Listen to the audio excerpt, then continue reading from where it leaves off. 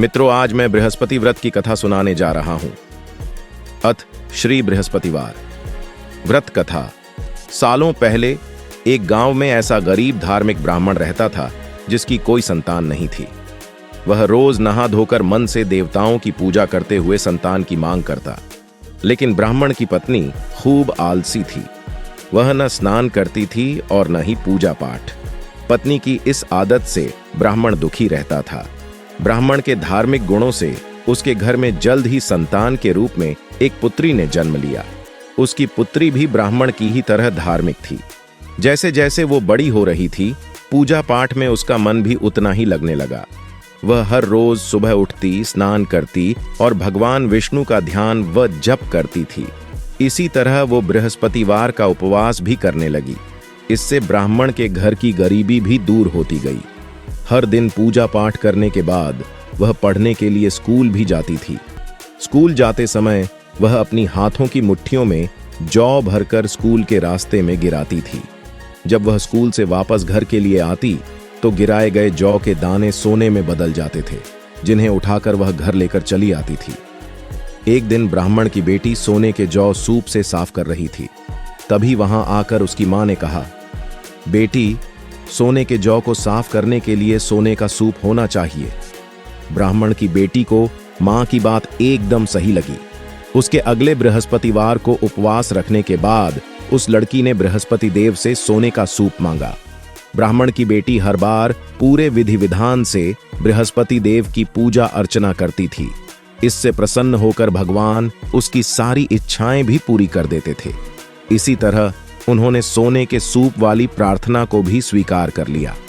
अगले दिन हर रोज की तरह ब्राह्मण की बेटी पूजा पाठ करके स्कूल गई और रास्ते में जौ के दाने बोते हुए गई। वापस आते समय जब वह जौ के दाने बिन रही थी तो उसे सोने का सूप भी मिल गया। सोने का सूप लेकर वह घर आई, जिससे उसने सोने के जौ साफ किए। एक दिन इसी तरह ब्राह्मण की बेटी घर के बाहर बैठकर सोने के जौ को सोने के सूप से साफ कर रही थी। तभी उसके घर के सामने से एक राजकुमार गुजर रहा था। राजकुमार ब्राह्मण की बेटी को देखते ही उस पर मोहित हो गया। जब वह अपने महल पहुंचा तो ब्राह्मण की बेटी के मोह में उसने खान पीना त्याग दिया। जब राजा को यह पता चला तो उन्होंने राजकुमार से इसका कारण पूछा। राजकुमार ने अपने दिल का सारा हाल राजा को बताया। अगले ही दिन राजा अपने मंत्री के साथ ब्राह्मण के घर गया और ब्राह्मण के सामने उसकी बेटी का विवाह अपने राजकुमार से करवाने का प्रस्ताव रखा। राजा का प्रस्ताव सुनकर ब्राह्मण काफी खुश हो गया। उसने तुरंत ही विवाह करने के लिए हां कर दी। कुछ ही दिनों में राजकुमार और ब्राह्मण की बेटी की शादी हो गई। इधर ब्राह्मण की बेटी शादी होने के बाद अपने ससुराल चली गई। उधर ब्राह्मण फिर से गरीब होने लगा। उसके बुरे दिन दोबारा वापस आ गए। एक दिन ब्राह्मण अपनी बेटी से मिलने के लिए उसके ससुराल गया। पिता की हालत देखकर उसने बहुत सारा धन देकर ब्राह्मण को विदा किया। बेटी का दिया हुआ धन कुछ ही दिनों में खत्म हो गया और ब्राह्मण गरीबी की वजह से परेशान हो गया। ब्राह्मण फिर से अपनी बेटी से मिलने के लिए महल गया और उसने बेटी को सारी समस्याएं बताई।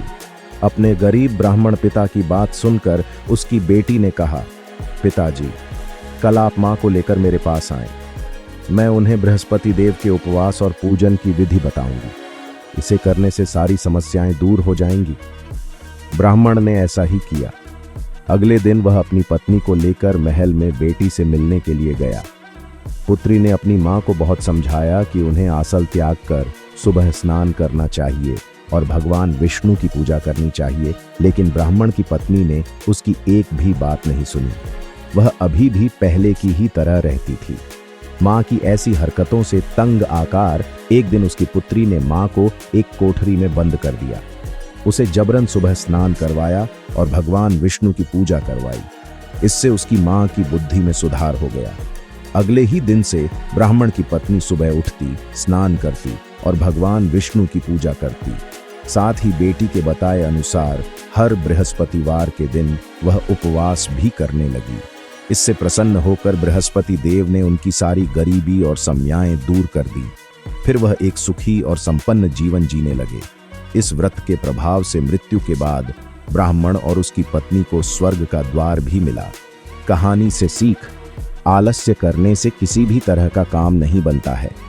आलस्य को छोड़कर सुबह जल्दी उठकर पूजा पाठ की जाए तो मन भी शांत रहता है और मनोकामनाएं भी पूरी होती हैं। मित्रों, आप तक हमारी हर वीडियो पहुंचे इसलिए हमारे चैनल को सब्सक्राइब कीजिए, साथ ही वीडियो को अपने दोस्तों को भी शेयर कीजिए और आप लोगों की अपनी जो राय हो उसे कमेंट बॉक्स में साझा करें। फिर मिलते हैं एक नई कहानी के साथ।